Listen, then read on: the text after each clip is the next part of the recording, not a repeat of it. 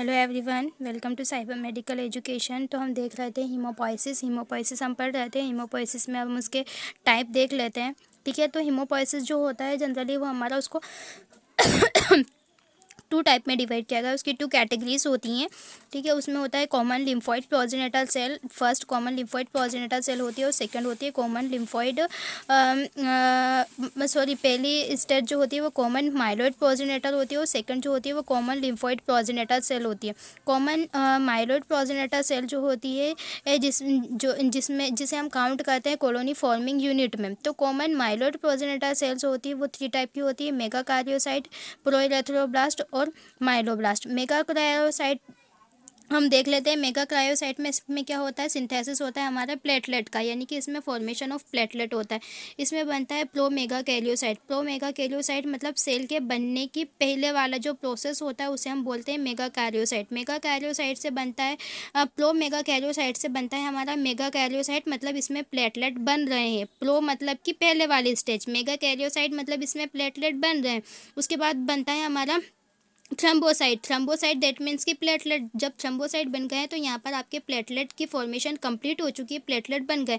अभी जो पूरी प्रोसेस होती है जिसमें प्लेटलेट का फॉर्मेशन हो रहा है, मेगाकार्योसाइट की प्रोसेस, जिसमें प्रोमेगाकार्योसाइट, मेगाकार्योसाइट फिर प्लेटलेट, ये जो प्रोसेस हो रही है इसको बोलते हैं हम थ्रम्बोपोइसिस। थ्रम्बोपोइसिस दैट मीन्स प्लेटलेट की जो फॉर्मेशन की प्रोसेस होती है उसी को हम थ्रम्बोपोइसिस कहते हैं। आगे बात करते हैं हम प्रोइरेथ्रोब्लास्ट के बारे में। प्रोइरेथ्रोब्लास्ट में क्या होता है, सबसे पहले हमारा बेसोफिलिक इरेथ्रोब्लास्ट बनता है, यानी कि पहले वाली स्टेज होती है जिसमें प्री स्टेज है, इसके अंदर क्या होता है, कलर प्रेजेंट होते हैं। देन पॉलीक्रोमैटिक इरेथ्रोब्लास्ट बनता है। पॉलीक्रोमैटिक की मतलब पॉली मतलब कि बहुत सारे कलर होंगे, बहुत सारे, और क्रोमैटिक का मतलब होता है कलर, यानी कि इसके अंदर मल्टी कलर प्रेजेंट होते हैं।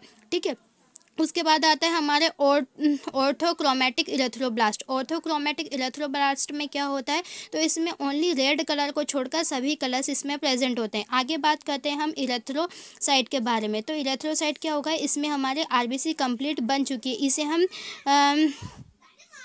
जुवेनाइल सेल्स भी कहते हैं, यानी कि जुवेनाइल सेल्स भी हम किसको कहा जाता है, तो हमारे प्रोइरेथ्रोब्लास्ट जिसमें आरबीसी सेल कम्प्लीटली बन चुकी है इसको हम जुवेनाइल सेल्स भी कहते हैं। फिर उसके बाद नेक्स्ट आती है हमारे माइलोब्लास्ट। माइलोब्लास्ट को हमने जनरली 4th कैटेगरी में डिवाइड किया गया है। जैसे कि हमने डब्ल्यूबीसी सेल पढ़े, उसके डिफरेंट टाइप होते हैं, जैसे कि लिम्फोसाइट हो गया, इओसिनोफिल, न्यूट्रोफिल, बेसोफिल, ये सभी डब्ल्यूबीसी के टाइप्स होते हैं। तो हम माइलोब्लास्ट में क्या कर रहे हैं, टाइप ऑफ डब्ल्यूबीसी को हम देख लेते हैं। ठीक है, तो इसमें बेसोफिल्स प्रेजेंट होती है। बेसोफिल में प्रोमाइलोसाइट, यानी कि बेसोफिल प्रोमाइलोसाइट, यानी कि बेसोफिल बनने की पहली वाली स्टेज कंप्लीट हो गई। फिर प्रोमाइलोसाइट से बनता है माइलोसाइट। माइलोसाइट से सेकंड स्टेप आती है हमारी मेटामाइलोसाइट। मेटामाइलोसाइट से बनता है बेसोफिलिक बैंड, यानी कि बेसोफिल का एक बैंड बन जाएगा। उसके बाद बेसोफिल आपकी कंप्लीटली प्रिपेयर हो चुकी है।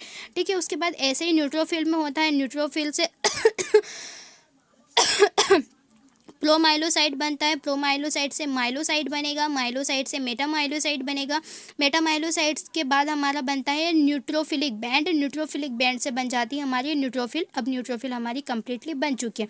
फिर उसके बाद आता है हमारा इओसिनोफिल। इओसिनोफिल से बनेगा क्या हमारा माइलोसाइट। माइलोसाइट से मेटामाइलोसाइट। मेटामाइलोसाइट से इओसिनोफिलिक बैंड बनेगा। फिर इओसिनोफिल हमारी जो कंप्लीट होती है वो बन जाती है। अब नेक्स्ट लास्ट आते हैं हमारा मोनोब्लास्ट। मोनोब्लास्ट जो होती है ये क्या होती है, हमारी फर्स्ट प्रोसेस होती है। इसमें प्रोमोनोसाइट बनता है और लास्ट में जाके हमारे मोनोसाइट बन जाता है, यानी कि मोनोसाइट बन चुकी है और बन रही है और मोनोसाइट बन चुकी है। अब उसके बाद आता है हमारा common lymphoid progenitor. Common lymphoid progenitor जो होता है उसको भी हम देख लेते हैं। तो जब लिम्फोसाइट प्रोजेनेटर सेल बनती है तो उसमें क्या होता है, तो पहले लिम्फोब्लास्ट बनती है, लिम्फोब्लास्ट से प्रो लिम्फोसाइट बनती है पहले वाली स्टेज, और लास्ट में जाके क्या बन जाती है हमारी, इसमें लिम्फोब्लास्ट बन जाती है। ठीक है, इतना समझ में आ चुका। चलिए आगे बात करते हैं हम हमारे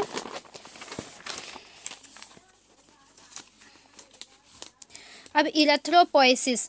इरेथ्रोपोइसिस हम देख लेते हैं कि क्या होता है। तो इरेथ्रो का मतलब होता है हमारी इरेथ्रोसाइट, मतलब कि आरबीसी सेल, और पोइसिस का मतलब होता है सिंथेसिस या फॉर्मेशन या निर्माण होना। ठीक है, तो किसका निर्माण होना, आरबीसी आपकी इरेथ्रोसाइट का निर्माण होने की जो प्रोसेस होती है हम उसको इरेथ्रोपोइसिस कहते हैं। It is a process of formation and development of electrocyte, मतलब यह एक प्रोसेस होती है जिसमें जो हमारी इलेक्ट्रोसाइट होती है, हमारे आरबीसी सेल होता है, उसका फॉर्मेशन एंड डेवलपमेंट होता है। ठीक है। Erythrocyte are stimulate by erythropoietin hormone, मतलब इरेथ्रोसाइट को स्टूमुलेट करने के लिए कौन रिस्पॉन्सिबल होता है, तो इरेथ्रोसाइट को स्टूमुलेट करने के लिए इरेथ्रोपोइटिन हार्मोन रिस्पॉन्सिबल होता है, जो कि किडनी के द्वारा स्त्रावित होता है या फिर सिक्रीट होता है। आगे बात करते हैं इरेथ्रोसाइट जो होती है उसका मेन फंक्शन क्या होता है, O2 का ट्रांसपोर्टेशन करना, यानी कि O2 टेंशन करना। O2 टेंशन क्या होता है, जब O2 टेंशन रिड्यूस हो जाता है तो क्या होता है, इरेथ्रोपोइटिन हार्मोन जो होता है वो रिलीज होता है हमारे किडनी के द्वारा और इरेथ्रोसाइट का प्रोडक्शन करता है या इरेथ्रोसाइट को स्टिमुलेट करने का काम करता है। ठीक है। तो इसमें स्टेम सेल भी स्टिमुलेट होती है। स्टेम सेल क्या होती है, स्टेम सेल जो होती है मैच्योर इरेथ्रोसाइट के फॉर्मेशन का काम करती है।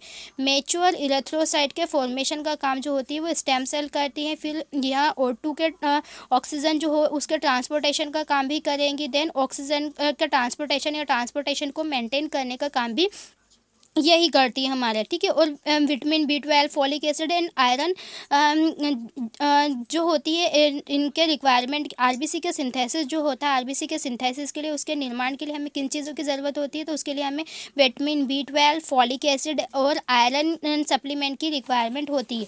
ठीक है। आगे हम बात कर लेते हैं हमारा तो आरबीसी के उसके बाद हमारा जो फॉर्मेशन ऑफ आरबीसी हम देख लेते हैं। तो फॉर्मेशन ऑफ आरबीसी में क्या आता है, हम पहले भी पढ़ चुके हैं इस बारे में। फीटल लाइफ में क्या होता है, फीटल लाइफ के का जो फर्स्ट मंथ होता है, ठीक है, फर्स्ट के जो 2 मंथ होते हैं, ठीक है, उसमें मेसेनकाइमल योल्क सेल के अंदर आरबीसी का फॉर्मेशन होता है। ठीक है। और उसके बाद जो 3rd मंथ है फीटस का, ठीक है, उस फीटस के जो 3rd मंथ का लास्ट पीरियड जो चल रहा है उसमें क्या होता है, लीवर और बोन मेरो के अंदर इसका डेवलपमेंट होता है। जैसे ही 3rd मंथ स्टार्ट हुआ, बेबी 3rd मंथ का कंप्लीट हो चुका है, उसमें लीवर में हमारी आरबीसी सेल का फॉर्मेशन होने लगेगा। थर्ड मंथ का लास्ट ट्राइमेस्टर चल रहा है, तो 3rd मंथ के लास्ट ट्राइमेस्टर में लीवर में और उसके साथ ही साथ बोन मेरो में भी इसका फॉर्मेशन होने लग जाएगा। ठीक है। उसके बाद हम बात कर लेते हैं चाइल्ड की कंडीशन में। तो चाइल्ड की कंडीशन में रेड बोन मेरो में इसका फॉर्मेशन होता है। जो रेड बोन मेरो होती है वो कैसी होती है, एक्टिव फॉर्म में होगी। एक्टिव फॉर्म में कब प्रेजेंट होती है, जब जो बच्चा है वो 17 या 18 साल की कम उम्र का है। जब जो बोन मेरो होती है वो एक्टिव फॉर्म में होती है। जैसे ही बच्चा 20 साल की उम्र तक पहुँचता है तो ये एक्टिव रेड बोन मेरो कैसी हो जाती है, इनएक्टिव रेड बोन मेरो में कन्वर्ट हो जाती है। फिर उसकी एडल्ट की स्टेज आती है, मतलब कि वो 18 से 20 साल के ऊपर का हो गया, 18 से 20 साल के बाद की एज। तो इसमें किसमें स्टर्नम, रिब्स, स्कल और long bone of the end, long bone का जो एंड होता है वहाँ पर क्या होता है, ब्लड सेल का फॉर्मेशन होता है। अब हम देख लेते हैं haemopoietic stem cell. Haemopoietic stem cell में क्या क्या आता है, तो हीमोपोएटिक स्टेम सेल में जो होती है उसके अंदर हमारे बोन मेरो का फॉर्मेशन होता है। बोन मेरो के फॉर्मेशन में पहले बनता है हमारा प्रोनॉर्मोब्लास्ट, नॉर्मोब्लास्ट से फिर बनती है हमारी अर्ली नॉर्मोब्लास्ट, अर्ली नॉर्मोब्लास्ट से फिर बनती है इंटरमीडिएट नॉर्मोब्लास्ट और इंटरमीडिएट नॉर्मोब्लास्ट बनाती है हमारी लेट नॉर्मोब्लास्ट। ये पूरी स्टेज होने में हमारे 5 दिन का समय लगता है। ठीक है। अब लेट नॉर्मोब्लास्ट से हमारा रेटिकुलोसाइट सेल बन जाती है। रेटिकुलोसाइट जो होती है वो इमेच्योर आरबीसीज होती है जो कि हमारे पेरिफेरल ब्लड में प्रेजेंट होती है। ठीक है। इसको रेटिकुलोसाइट को बनने में हमारे 2 दिन का समय लगता है और इस पूरी प्रोसेस के होने में हमें टोटल 7 दिन लगते हैं। फिर उसके बाद क्या होगा, जब इरेथ्रोसाइट बन गई तो हमारी आरबीसी का फॉर्मेशन क्या होता है, कंप्लीट हो जाता है। यहाँ पर हमारी आरबीसी जो होती है वो कम्प्लीटली बन जाती है। ठीक है। अब हम उसके बाद हम बात करते हैं हमारे इरेथ्रोपोइसिस के बारे में। इरेथ्रोपोइसिस में हमारे क्या क्या होता है। ठीक है। तो इरेथ्रोपोइसिस में क्या होता है, तो पहले बनता है हमारा normoblast, early normoblast, intermediate normoblast, late normoblast और उसके बाद आता है हमारा रेटिकुलोसाइट काउंट। और रेटिकुलोसाइट के बाद हमारी बनती है आरबीसी। तो आरबीसी को हम आगे देखते हैं। प्रोनॉर्मोब्लास्ट में क्या होता है, जो प्रोनॉर्मोब्लास्ट होता है उसमें, एक सेकेंड, जो प्रोनॉर्मोब्लास्ट होता है, इस प्रोनॉर्मोब्लास्ट में इसका साइज़ हम देख लेते हैं। तो प्रोनॉर्मोब्लास्ट का जो साइज जो होता है वो 20 से लेके 21 माइक्रोन का होता है। अर्ली नॉर्मोब्लास्ट में क्या होता है, तो इसका जो साइज होता है, जिसमें क्या होता है बेसोफिल बन रही होती है, इसमें इसका जो साइज है वो 13 से लेकर 17 माइक्रोन का होता है।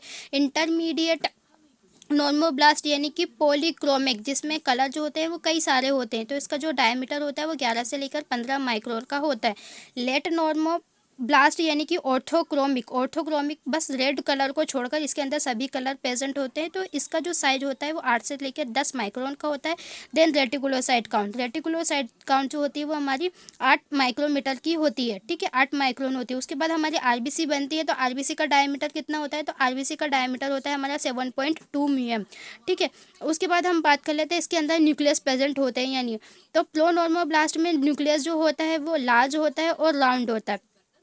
उसके बाद अर्ली नॉर्मोब्लास्ट में स्लाइडली होता है, स्मॉल होता है, ठीक है। इंटरमीडिएट नॉर्मोब्लास्ट में क्या होता है, स्मॉल न्यूक्लियस प्रेजेंट होता है। लेट नॉर्मोब्लास्ट या ऑर्थो नॉर्मोब्लास्ट में वेरी स्मॉल न्यूक्लियस प्रेजेंट होता है। और रेटिकुलोसाइड में जो न्यूक्लियस होता है वो डिसअपेयर होता है। इसमें न्यूक्लियाई की बात कर लेते हैं, तो प्रो नॉर्मोब्लास्ट में एक से लेकर 3 न्यूक्लियस प्रेजेंट होते हैं जो कि ब्लूइश न्यूक्लियाई होते हैं। अर्ली नॉर्मोब्लास्ट में जो न्यूक्लियाई है वो नॉट विजिबल होते हैं। इंटरमीडिएट में भी न्यूक्लियाई नॉट विजिबल होंगे। लेट नॉर्मोब्लास्ट में न्यूक्लियाई नॉट विजिबल होते हैं। और रेटिकुलोसाइट काउंट में भी न्यूक्लियस जो होते हैं वो इनविजिबल होते हैं, ठीक है। और हमारी आरबीसी सेल बन जाएगी तो उसमें भी हमारे जो न्यूक्लियस होते हैं वो इनविजिबल होते हैं, ठीक है। जब आरबीसी के बनने की जो प्रोसेस होती है, जब वो बन रही होती है तो उसमें न्यूक्लियस प्रेजेंट होता है। लेकिन जब हमारी आरबीसी कंप्लीटली बन चुकी होती है तो उसमें न्यूक्लियस अब्सेंट होता है, ठीक है। तो आरबीसी कैसी होती है, हमारी बाइकॉनकेव शब्द की होती है, यानी कि उसमें गड्ढे नुमा संरचना प्रेजेंट होती है। अब हमारी आरबीसी कैसी प्रेजेंट होती है, इस तरह से प्रेजेंट होती है, ठीक है। ये बाइकॉन के शेप की है ना। इसका डायमीटर कितना होता है, 7.2 mm का इसका जो है वो डायमीटर प्रेजेंट होता है, ठीक है। अब ये बाइकॉनकेव शेप्ड की है, मतलब हमारी आरबीसी जो ऐसी होती है, ठीक है। तो ये परिधि की तरफ से कैसी होती है, थिक होती है। और बीच में कैसी दिखाई देती है, इसमें गड्ढे नुमा दिखाई देती है। मतलब इसमें जो इसका स्पेस है यहाँ पर एज भी कम प्रेजेंट होता है, यानी कि कैविटी बन जाती है, ठीक है। तो जो कैविटी क्यों बन जाती है, क्योंकि इसके अंदर जो है वो न्यूक्लियस प्रेजेंट नहीं होता है, ठीक है। आगे हम बताएंगे इसके बारे में डिटेल में, आपको अच्छे से समझ में आ जाएगा, थोड़ा पेशेंस रखिए, ठीक है। आगे बात करते हैं हम साइटोप्लाज्म है। तो जो हमारे प्रोनॉर्मोब्लास्ट होता है इसमें साइटोप्लाज्म जो होता है वो कैसा होता है, 2 mm का होता है इसमें। और डार्क ब्लू कलर का होता है। बट इसके अंदर एचबी कंटेंट नहीं होता, एचबी इसके अंदर प्रेजेंट नहीं होता। अर्ली नॉर्मोब्लास्ट में क्या आएगा, इसमें डीप ब्लू इंक्रीज कलर का कंटेंट करता है ये। और इसके अंदर आरएनए प्रेजेंट होता है। फिर इंटरमीडिएट में ग्रेश होता है ये एचबी सिंथेसिस के कारण, एचबी का सिंथेसिस हो रहा है जिसके कारण ग्रेश कलर का होता है। लेट नॉर्मोब्लास्ट यानी कि ऑर्थोक्रोमैटिक जो होता है उसके अंदर क्या होता है, इसमें हीमोग्लोबिनाइजेशन होता है जो कि कंप्लीट हो जाता है। इसके अंदर हीमोग्लोबिन क्या हो गया, कंप्लीटली बन चुका है। फिर लास्ट में आती है हमारे रेटिकुलोसाइट, जिसे हम जुनाइल सेल भी कहते हैं। इस जुनाइल सेल में क्या होता है, ये कंटेन करती है हमारे रेटिकुलर नेटवर्क को। तो जो रेटिकुलोसाइट काउंट होता है उसे हम सुप्रावाइटल स्टेन के थ्रू भी स्टेन करते हैं। एक इंपॉर्टेंट क्वेश्चन है, कॉम्पिटेटिव एग्जाम में भी पूछा जाता है, ठीक है।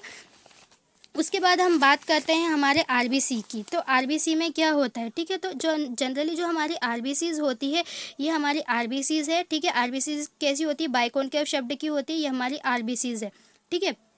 तो आरबीसी जो होती है उसका डायमीटर हमारा 7.2 mm का होता है। आरबीसी का डायमीटर कितना होता है, तो आरबीसी का डायमीटर हमारा जनरली 7.2 mm का होगा। इसका जो शेप होता है वो कैसा होता है, बाइकॉनकेव शेप का होता है। लाइफ स्पेन इसकी 120 डेज की होती है मतलब 120 दिन इसका जीवन काल होता है।